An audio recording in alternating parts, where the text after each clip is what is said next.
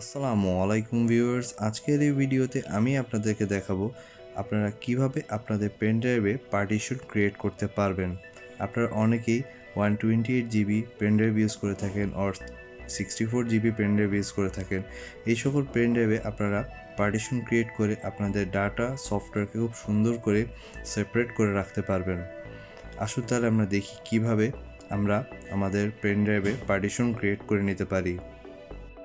Viewers, আপনারা এখানে দেখতে পাচ্ছেন আমি এখানে 32 GB একটি পেন ড্রাইভকে ব্যবহার করছি। এই পেন ড্রাইভে পার্টিশন ইউজ করতে গেলে আমাকে প্রথমে এই পেন ড্রাইভের পার্টিশন ফরম্যাটটি চেক করে নিতে হবে। আপনারা এখানে দেখতে পাচ্ছেন এটা কিন্তু FAT32 ফরম্যাটে করা আছে, কিন্তু আমাকে যদি পার্টিশন করতে হয় সেজন্য প্রথমে এই পেন ড্রাইভকে NTFS ফরম্যাটে নিয়ে যেতে হবে। এটার জন্য আমি এখন NTFS সিলেক্ট করলাম। সিলেক্ট করে আমি এখন এটাকে ফরম্যাট করব। ফরম্যাট করার জন্য স্টার্ট বাটনে ক্লিক করার সাথে সাথে ফরম্যাট হওয়া শুরু হয়ে যাবে। ফরম্যাট কমপ্লিট হয়ে যাওয়ার পর আমরা একবার পেন ড্রাইভটি চেক করে নিব এটা NTFS ফরম্যাটে এসছে কিনা। আপনারা দেখতে পাচ্ছেন এটা এখন NTFS ফরম্যাটে। এখন আমরা দিস কম্পিউটারের উপর রাইট ক্লিক করে ম্যানেজ বাটনে ক্লিক করব। একটু উপরে আপনারা পেয়ে যাবেন ম্যানেজ। এখানে এই ম্যানেজ বাটনে ক্লিক করার সাথে সাথে ওপেন হয়ে যাবে কম্পিউটার ম্যানেজমেন্ট। কম্পিউটার ম্যানেজমেন্টের ভিতরে আমরা পেয়ে যাব ডিস্ক ম্যানেজমেন্ট। ডিস্ক ম্যানেজমেন্টে ক্লিক করার সাথে সাথে আপনারা রাইট সাইডে আপনাদের পেন ড্রাইভকে পেয়ে যাবেন। খেয়াল রাখবেন আপনাদের পেন ড্রাইভটা কত জিবি সেটার উপরেই আপনাদের কাজ করতে হবে। এবং আপনারা দেখতে পাচ্ছেন এটা হলো আমার এই পেন ড্রাইভটা। এটার উপর যখন আমি রাইট ক্লিক করছি সেখানে একটা অপশন এনেবল হয়ে আছে, সেটা হচ্ছে শ্রিঙ্ক ভলিউম।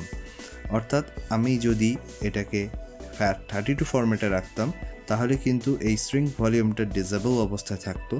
যেহেতু এটা এখন আমি NTFS ফরম্যাটে এনেছি সেহেতু এটা এনেবল অবস্থায় আছে। সো আমাদেরকে অবশ্যই পার্টিশনের জন্য NTFS ফরম্যাট করে নিতে হবে, আদারওয়াইজ শ্রিঙ্ক ভলিউম কিন্তু ডিসেবল থাকবে।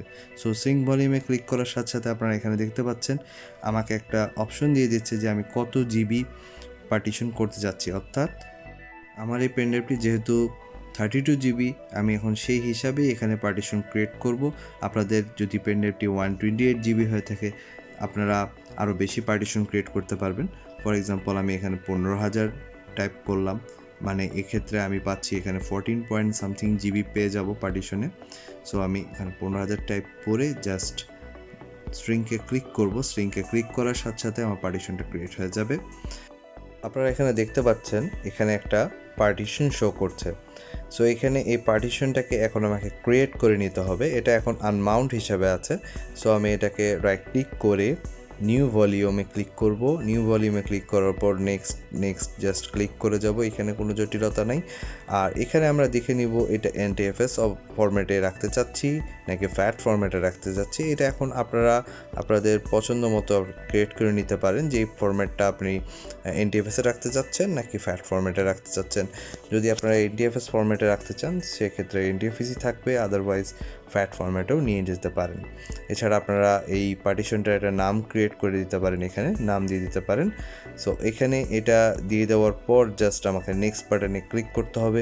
নেক্সট বাটনে ক্লিক করার পর আমার পার্টিশনটা ক্রিয়েট হয়ে যাবে এবং আমি এই পার্টিশনটা আমার ডাটা সফটওয়্যার যেটা রাখার জন্যই আমি ইউজ করতে চাই না কেন সেক্ষেত্রে আমি ইউজ করা শুরু করে দিতে পারবো। সো ভিউয়ার্স, আপনারা দেখলেন আমি কত সহজেই পেন ড্রাইভে পার্টিশন ক্রিয়েট করলাম। আশা করি আপনারা এই ভিডিও দেখার পর আপনারা আপনাদের পেন ড্রাইভকে পার্টিশন করে ইউজ করতে পারবেন। আপনাদের সফটওয়্যার ডাটাকে আপনারা অর্গানাইজ করে আপনাদের পেন ড্রাইভে রাখতে পারবেন। আর আমার এই ভিডিওটি যদি আপনাদের ভালো লেগে থাকে প্লিজ লাইক এবং শেয়ার করবেন।